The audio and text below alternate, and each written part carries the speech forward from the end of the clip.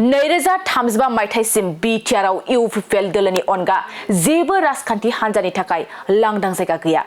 2035 मायथाइसिम बिटिआरआव इउपिपिएल दोलोनि अनगायै बिपिएफ आरो गुबुन राजखान्थि हान्जानि थाखाय लांदां जायगा गैया। मावफुं सोद्रोमा डक्टर नीरज सरगियारिनि गोख्रों बाथ्रा बुंनायखौ नुनो मोननाय जादों। 2035 मायथाइसिम बिटिआरनि गाहाय जानानै थागोन प्रमद बर'आ। बिटिआरआव बिजेपि दोलोआ मिशन बिटिआर फोसावनानै खामानि मावबाय थानाय समावनो बे बाथ्राखौ बुंफोरदों। इउपिपिएल दोलोनि मावफुं सोद्रोमा डक्टर नीरज सरगियारिया बिटिआरआव बिजेपि दैदेनगिरि मन्थ्रिया जायगा दथाफ्राव हाबग्लुंनानै जथुम मेल खुंनानै आफादगिरि गोहो बोलोखौ गोख्रों खालामगासिनो थांखि लानाय समावनो इउपिपिएलनि मावफुं सोद्रोमा डक्टर नीरज सरगियारिनि बेबादि बुंसारनाया गोसो होथावना। बिटिसिनि चिफ महरै फैगौ समाव बिश्वजित दैमारिनि मुं गोसारबाय थानाय समावनो डक्टर नीरज सरगियारिया बेबादि बुंसारनाया सानथावना जादों। बेनि अनगायैबो बावैसो सिगां कंग्रेसनि आफादगिरि भुपेन बराया क'क्राझार लकसभा बियाबाव कंग्रेस दोलोआ देरहासारगोन होनना बुंनायनि सायाव फिनजाथाय होदों सिडली बियाबनि एमएलए जयन्त बसुमतारिया। जयन्त बसुमतारिया क'क्राझार समष्टिनि इउपिपिएलआ देरहागोन होनना बुंथियो। 2024 मायथाइनि लकसभा बिसायख'थिनि सिगां इउपिपिएलनि दैदेनगिरि फोरोंथाय बादा खुंनानै बेबादि खौरांखौ बुंसारो इएम डक्टर नीरज सरगियारि आरो एमएलए जयन्त बसुमतारिया। मिशन मोनसे फोसावदों मा बुंगोन बेनि बिटिआर मिशनाथ' मोजांसो। बिटिआरखौ दानायनि थाखायनो बिटिआर मिशन खालामदों। बियो जोंनि थाखायबो साबायखर होथावथाव। बिटिआर मिशन माने बिटिआरखौ जौगाहोनाय। बेहाय बिटिआरखौ दखल खालामनाय मिशन नङा बियो। बिटिआरखौ जौगाहोनायनिसो बियो मिशन। बाहाय दिनै जोंनि मानिजाथाव प्रमद बर'नि दैदेननाय मोनसे सरकार दङ आरो फैबाय थानाय लकसभायाव जोंहा बिटिआर ओनसोलनिफ्राय मोनसेया आधा, मोनसेया फुल क'क्राझार लकसभा समष्टि, मोनसेया जाबाय दरं लकसभा समष्टि। बे मोननैखौ जोङो 100% सियर खालामनो थाखाय दिनै बिटिसिआबो मा होनना बुङो बिजेपि इउपिपिएल गावबागाव खामानि मावबाय थादों। गतिके बे खामानि मावनायनि गेजेरजों जोंहा जे बिटिआर ओनसोलनिफ्राय मोननै सिटआ दे 100% सियर बेखौ जोङो जोंनि मानिजाथाव हेमन्त बिश्व शर्मानो देखायनो आरो जोङो नेक्स्ट माने तिनिबारनि थाखाय मानिजाथाव नरेन्द्र मदिखौ प्राइम मिनिस्टार खालामनायनि बियो जोंनि थांखि। गतिके जोंहा मोनसे गोजोनथाव जे जोंनि बिटिसिनिफ्राय जे सानै लकसभानि एमपि मोननो हागोन बियो जोंनि थाखाय मोनसे गोजोनथाव रादाब। प्रमद बर'नि समा जे बिटिआरआ मा समसिम बेखौ बुंनायनि जेबो माबा गैया। जे जोङो जोंनि मिशन जे जोङो 35निफ्राय 40 2035 निफ्राय 40 हालागै जोंहा मिशन लादों। बे मिशनसिम जोङो थांबाय थागोन। जोंनि नैबे बिटिआरआव खुनु खालि जायगा गैया। दिनै प्रमद बर'आ सालायबाय थानाय बे बिटिआर सरकाराव खुनु बेलेग हान्जाया बेहाय जे सरकार खालामगोन बिनि मा होनो सिमां नुनानै लाब गैया। दा बेखायनो रायजो राजाफोरा दिनै प्रमद बर'खौनो सरकाराव फज'दों आरो फैबाय थानाय समावबो रायजो राजाफोरानो प्रमद बर'खौ सरकाराव फज'गोन। जोंहा बिटिआर सुक्तिनि जिथु सिमा बारायनाय बिथिं हुग्राजुलि बाटासिपुर बेलश्री गहपुरसिम जोंहा सिमाया बारायबाय। गतिके बै रायजो राजाफोराबो प्रमद बर'खौनो निस्सय अनसायगोन आरो बिथांमोना अनसायनाय माने नेक्स्टआवबो प्रमद बर'निनो सरकार जानाय बियो रोखा। 2035 जे बिटिआरआव प्रमद बर'आ सिट जाबाय थागोन होनना नोंथाङा दाबि खालामदों मा? बिनि थाखायनो मिशन लाबाय थादों। बिनि थाखायनो मिशन दिनै 32टानिबो बारा मिशन दङ। बे मिशना 2035खौ लानानै मिशन खालामदों जोङो। दिनै सुपार 50 मिशन खालामदों, पिक मिशन खालामदों। बेफोर मिशनफोरा 2035सिम।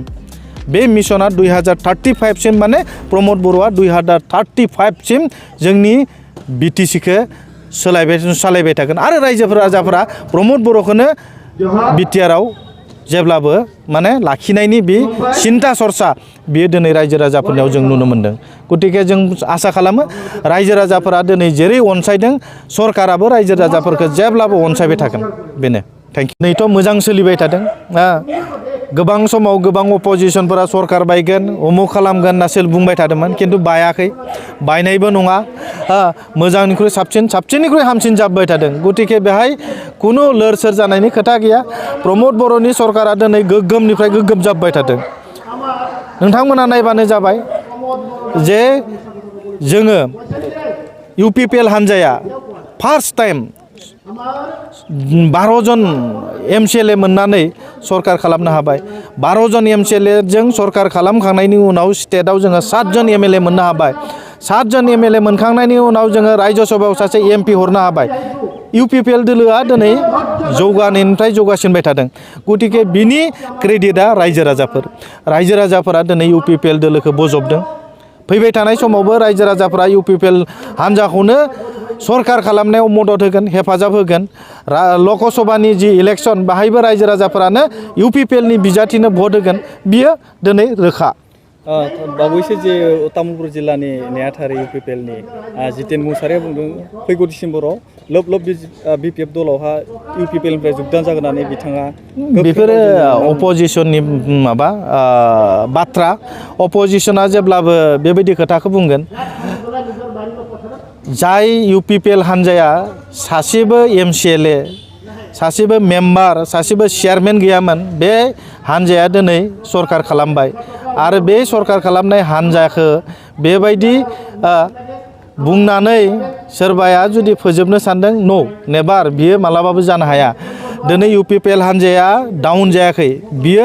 मोजांसिनसो जादों BPF हान्जाया दिनै डाउननिफ्राय डाउन जासिनलांबाय थादों डाउननिफ्राय डाउन जासिमलांबाय थादों BPF हान्जानि गिदिर लिडार नाम लानो नामा दिनै नोंथांमोननि चेनेलनि गेजेरजों आं नाम लागोन जे राजीब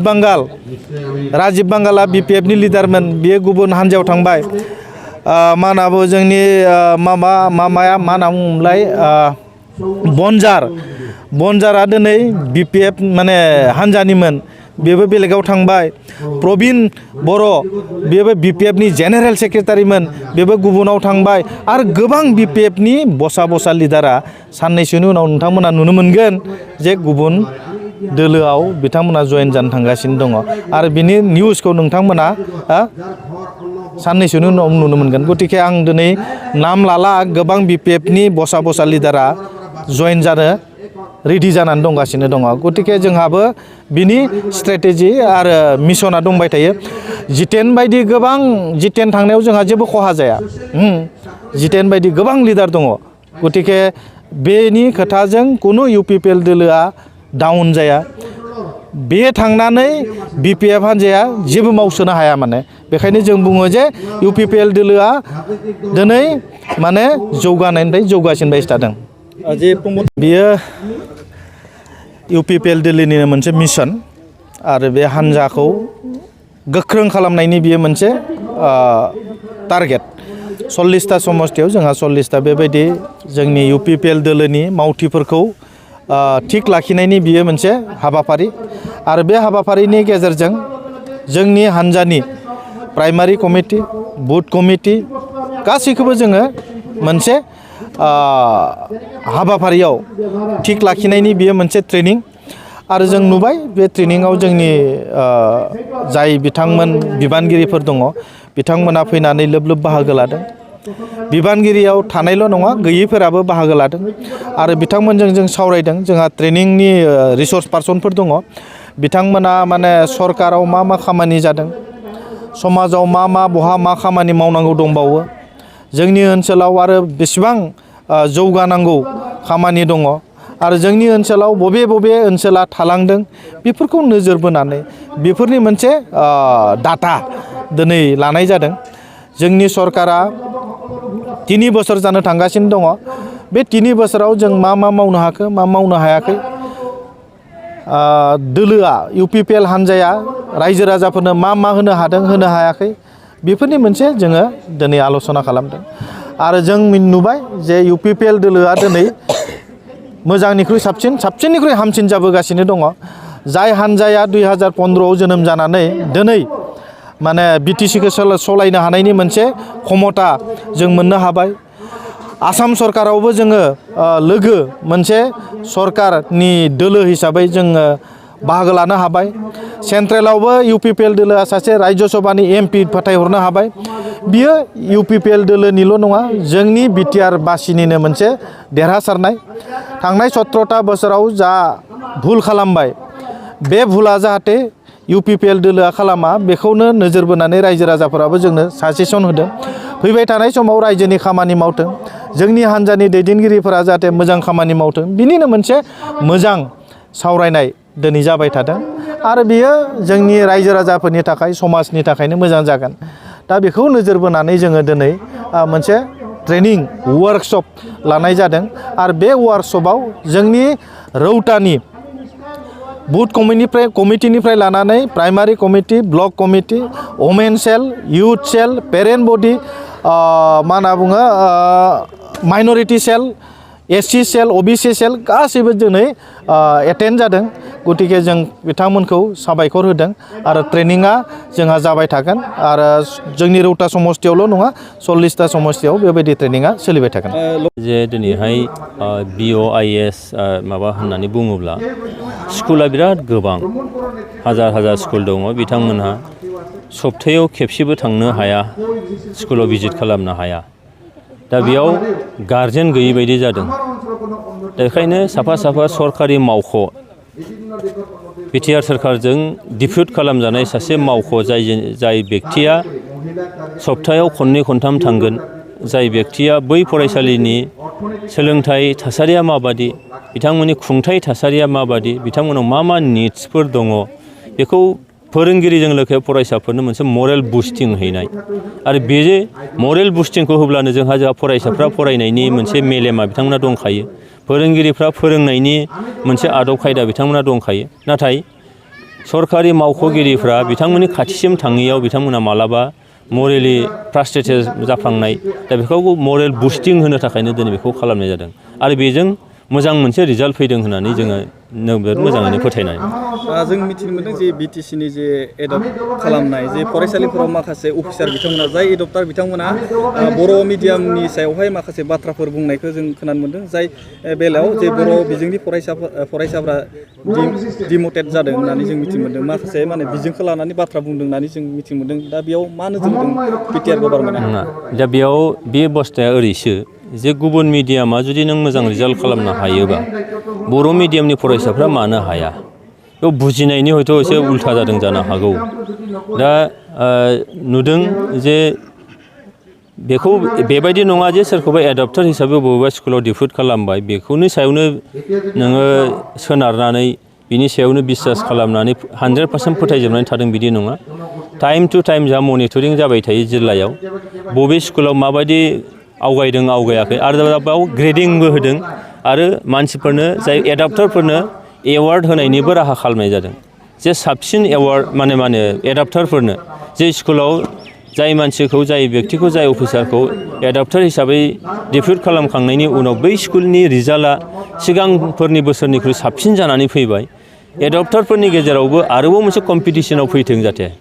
आरोबाव जाहाथे मोजां जोथोन लानो हायो बिनि थाखाय Btr सरकारा मोनसे एवार्डनि बेबस्था खालामनाय जादों दा बिदिजों जों नुबाय जे एबाराव आरोबाव साबसिन माने एडाप्टारफोरनि गेजेराव मोनसे बादायलायनाय जेरावबो कम्पिटिसन आरो कम्पिटिसना फैयोबा मोजां मोनसे रिजाल्ट फैखायो बेखौ जोङो बुंनो हायो एडाप्टर जि Btr गभर्नमेन्टआ एडाप्टार बिथांमोनखौ थिसनदों बिनि थाखाय जे गाहाय फोरोंगिरि आरो गोरायुं बिथांमोना गोनो गोथो मोनदों ना मोनदों एसे प्रग्राम खालामनायाव एसे बे गोनो गोथोनि बाथ्रा गैया बेयाव बाथ्राखौ बुजिनायनिसो बाथ्रा जायफ्रा बुजिनो मोनाखै बे गोनो गोथो जागोन निस्सय मानोना जोङो थांनाय गोलाव बोसोराव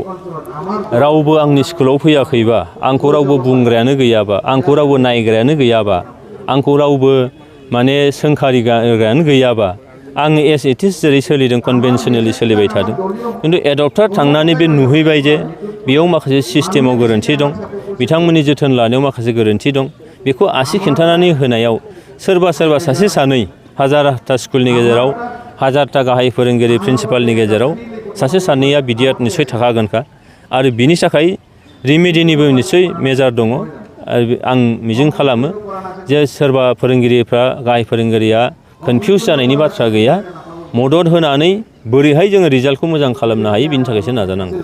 Btr सरक जिल्लानिफ्राय जे जितेन मुसारि नेहाथारि बिथाङा BPF दोलोआव थांबाय बिथाङा बावैसो खौरां बिजोआव बुंदों जे UPPL दोलोनिफ्राय लोब डिसेम्बर दानावहा BPFआव जुगदान जागोन होनना बिथाङा दाबि खालामदों डिसेम्बर दानाव मा जायो नायबानो जाबाय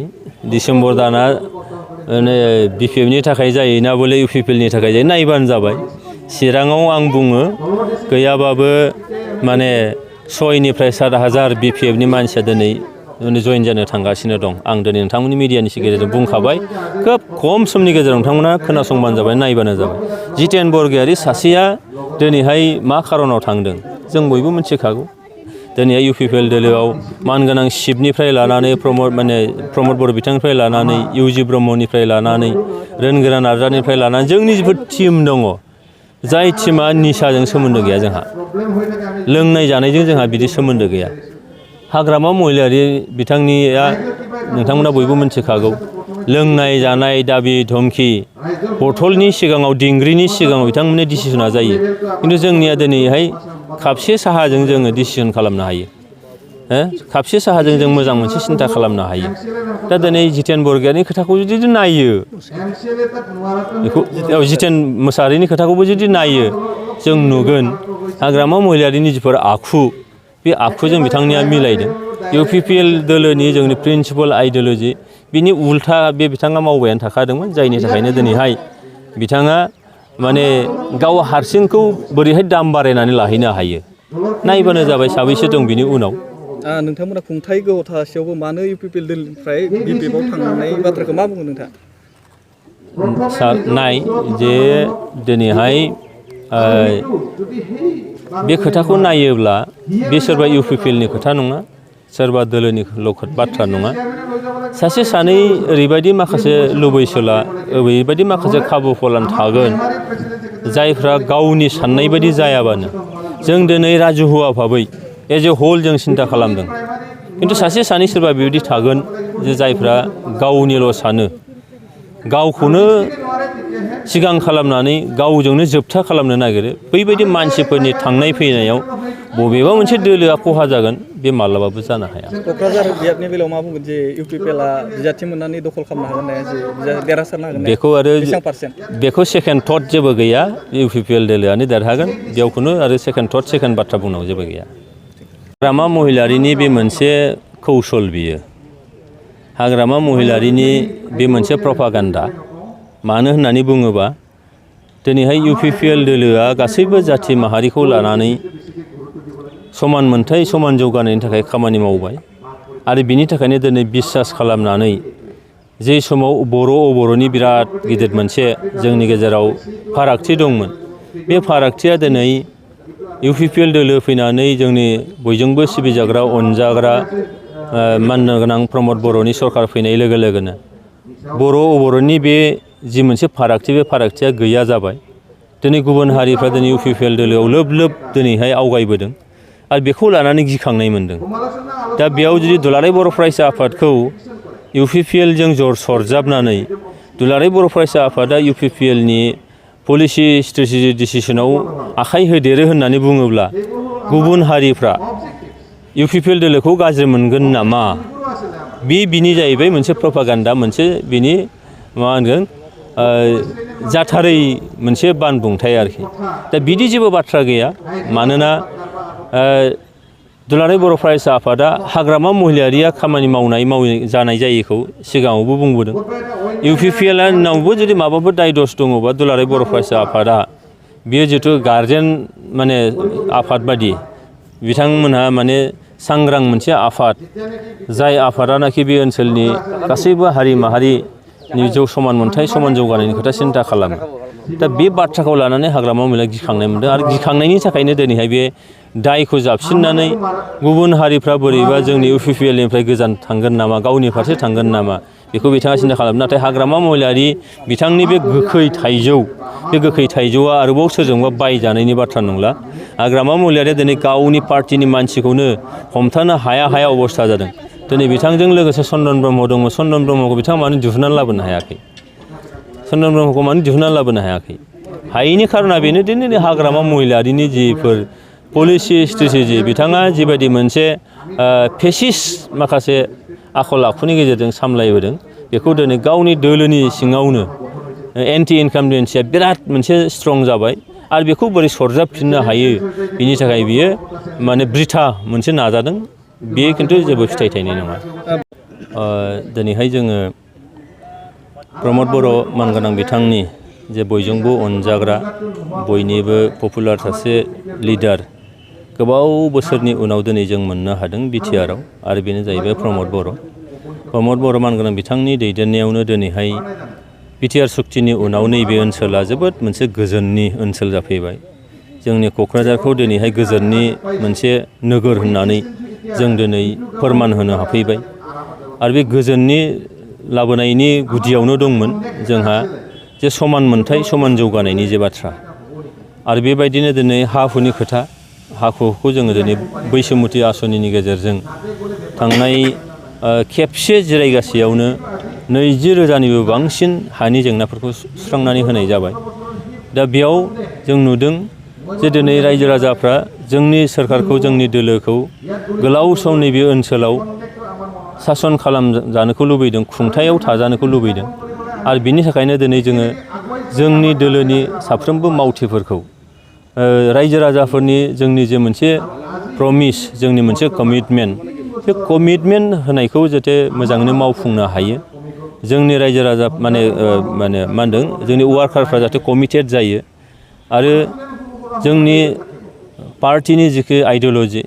पार्टिनि जि स्ट्रेटेजि पार्टि दानायनि जिखौ जोंहा हिस्ट्रि जारिमिन बे जारिमिनफोरखौ दिनै जोंनि पार्टि वार्कारफ्रा मोजाङैनो गोसो गोरबोआव बुजिनानै लायो, गोसो गोरबोआव सोनानै लायो आरो बेबायदिनो सरकारा मावनो लानाय जोंनि जे सुपार 50निफ्राय लानानै दिनै पिक मिशननिफ्राय लानानै दिनै जोंहा स्कुल एडप्सननिफ्राय लानानै बै खामानिफोरखौ जाहाथे मोजाङैनो मावलांनो हायो। रायजो राजानो जेरै जोङो गोजोन खौसेथिनि खोथा बुंदों, समान मोनथाय समान जौगानायनि बाथ्रा बुंदों, बे गासैबो बाथ्राफोरखौनो दिनै जोङो जोंनि ब्लक दिनैहाय ट्रेनिंनि मोनसे मावबादा खालामनानै दिनै जोङो ट्रेनिं होदों आरो बेजों जों मिजिं खालामदों फैबाय थानाय गोलाव समसिम इउपिपिएल दोलोआ